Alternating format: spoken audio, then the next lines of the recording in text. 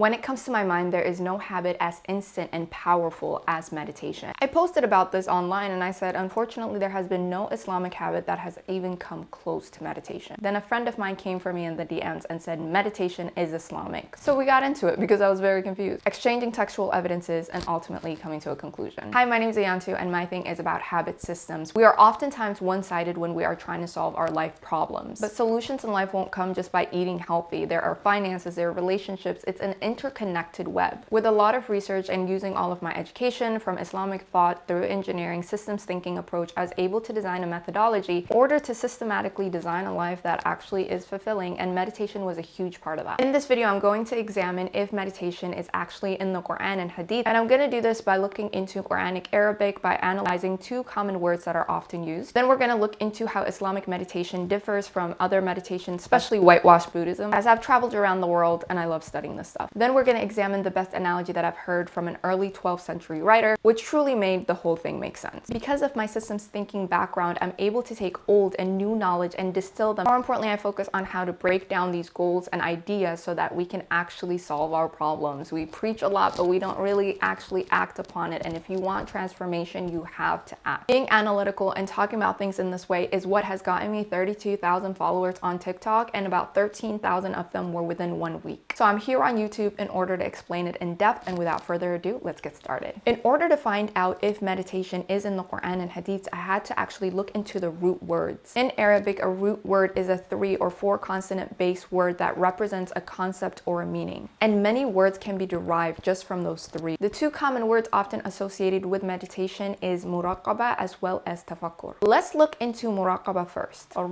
And it occurs about 24 times within the Quran. When I look through it, and mind you, I am a little bit rusty with my Quranic Arabic grammar, and it's been a while since my classes, but I was not able to find out any meaning that was directly related to meditation. But when you ask people of tasawwuf, people who study the inner sciences, what you notice is they define that word as observation or looking over. And if you do meditation, you know that this is true.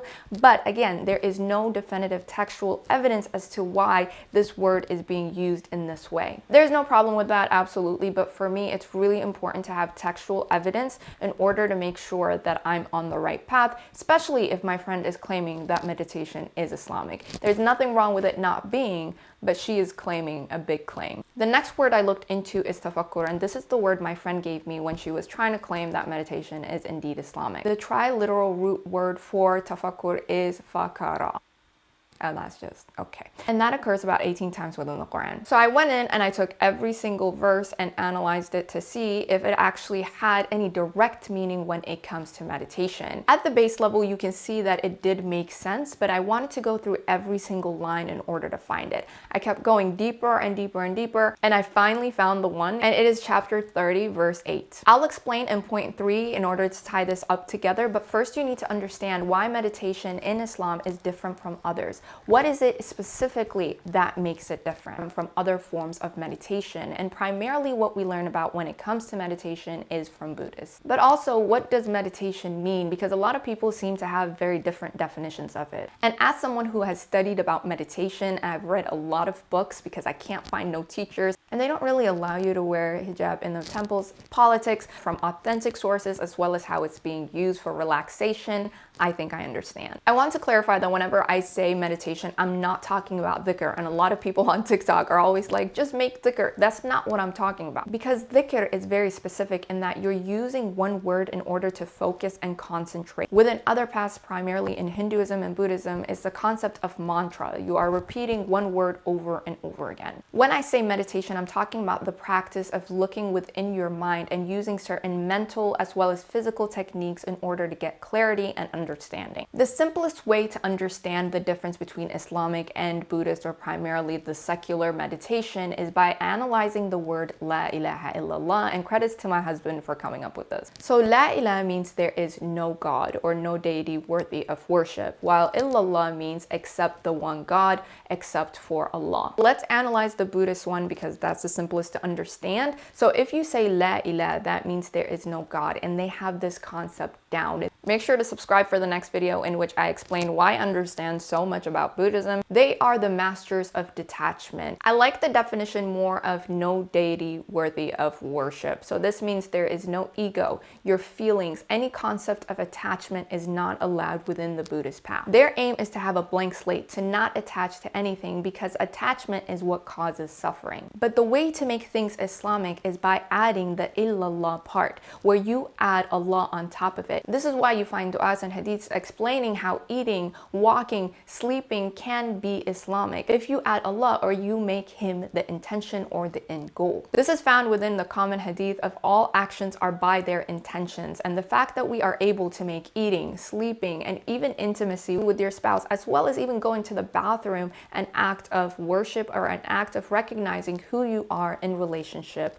with the source. But this is just logical. Is there any textual evidence? My favorite one is this hadith. I'm going to read it to you. Verily, deeds are only by their intention, and every person will have only what they intend. Whoever immigrates for Allah and his messenger, his immigration is for Allah and his messenger. But whoever immigrates to get something in this world or to marry a woman, his immigration is for that to which he has immigrated. But I still needed more evidence, because you cannot claim that it is Islamic, literally found within the text, without actually proving how this might be connected. Because it's one thing to say eating, but as somebody who has meditated, I see that you can gain so much from meditation. It's as though you're connecting to the pure source. That's what I'm experiencing. But is there any textual evidence? To tie all of this together in order to make it make sense, I found it in an early 12th century book. This is very famous, and it's written by Al-Ghazali, and it is Ihya Ulumuddin, or the Revelation of Religious Sciences. There are two books in particular that really helped me, but they're long and complicated, so I'll summarize it for you. So the book is 39, and it's the Book of Contemplation.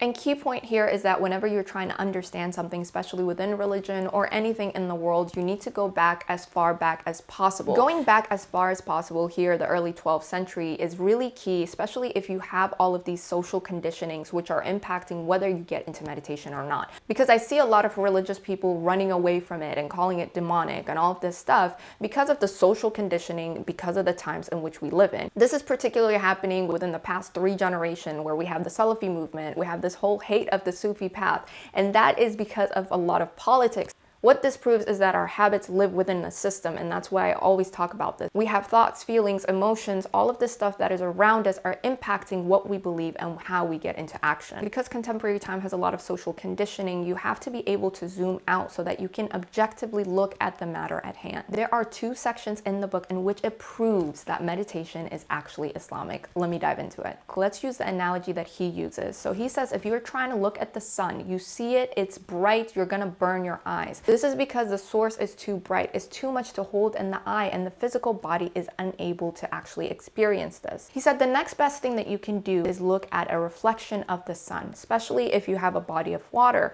You can actually look at the sun for a very long time. You can examine it and learn about it without actually physically hurting your eyes. So the theory is, if everything in the world is created by Allah, the one true source, then every single thing in the world is a means of understanding that true source. I'm always doubtful, so I was like, okay, he's saying this, but is there any textual evidence? And that's when I found this hadith. And this is the Prophet ﷺ advising and telling his companions exactly how to go about life. And he says, reflect deeply upon the blessings of Allah, but do not reflect upon the essence of Allah, because the human mind is not capable of it. What are the 2 methods to reflection and contemplation which are going to be key in order to understand if meditation is actually an Islamic habit? Number 1 is looking for the signs of God within creation. So this means not humans. And this is proven, and you see this all over the Quran, especially at the end, by the moon, by the sun, by the stars. This is because we can see this physically with our eyes. It's something that is surrounding us. So these analogies are being used in order to understand Allah on a deep level,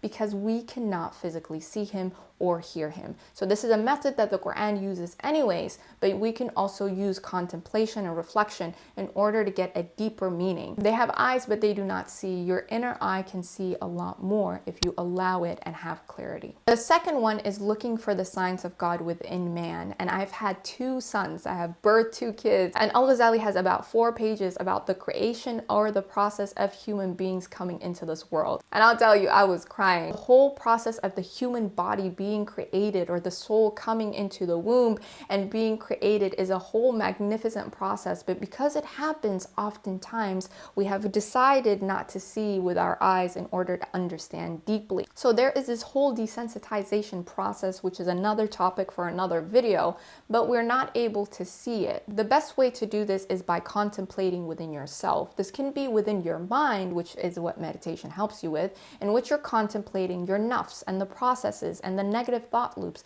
How are they coming? Where are they going? What is the point? In order to understand how the human mind is being created. To sum all of this up together, when we take all of those 3 points, it is that meditation is Islamic because you are using your body or your mind as a means of understanding the creation of the body. As a means of understanding creation, you are contemplating within your mind, you're watching your mind, especially in order to prevent actions or habits that are not good for you. You are also watching for waswas, which are whispers that we know about and hear about, but when you are actually sitting with it, you can understand how it works. But the beauty of meditation is that you are training yourself to just stay in one moment, in the present moment, instead of not thinking or worrying about the past or contemplating about what's going to happen in the future. This is also a way of strengthening your faith. Hasbi Allah wa ni'mal wakeel. So if you are practicing this and watching over your mind and looking into the negative thought loops and stopping them and training yourself to do this,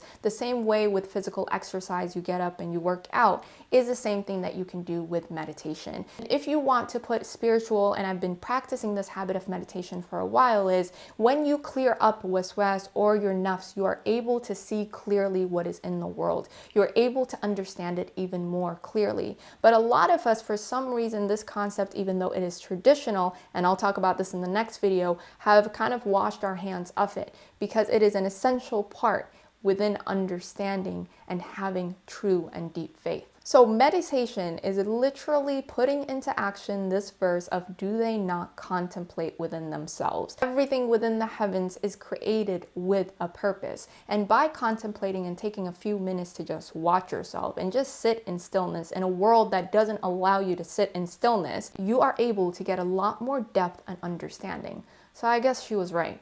Meditation is Islamic. And I'm kind of happy about that, you know? But there's a lot more that goes into meditation, and the whole thing that you hear about it being dangerous is actually true. There are some people who go into psych wards and they never make it out after going to a retreat. So in the next video, I'm going to be explaining why this happens, and you need to understand traditional meditation because unfortunately it has become secular to the point that all of the key understandings and lessons are being washed out in order to make it palatable for the rest of the world. The problem is that people are afraid to think because they are scared of the unknown. But education and proper knowledge is the way to go about it, and that is literally what I do. Meditation is a small part of your life, but how do you include it in your busy life is the question. You already have all of your religious obligation. Now we're going to put meditation on top of it. What about eating healthy? What about your finances? What about getting in a relationship or keeping your relationships? Life can get complex, and that's why I designed my methodology. So if you want to check that out, I have a lot of free resources on my website. Go ahead and check it out, as well as my TikTok. There's a lot of Islamic information that I have on there that might be helpful in understanding your life so that you can have the best life right now. So I'm going to be diving into that in the next video. Make sure to like, share, and subscribe, and to stay tuned. But until next time, peace.